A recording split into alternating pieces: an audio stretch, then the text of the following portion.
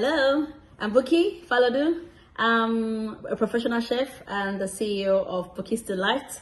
I recently moved from South Africa to Australia 2 years back and decided to reestablish my thriving snack business here in Australia.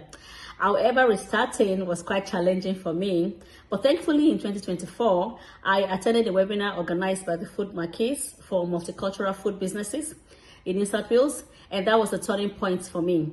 I connected to a New South Wales business advisor who provided valuable guidance on structuring my production business for growth.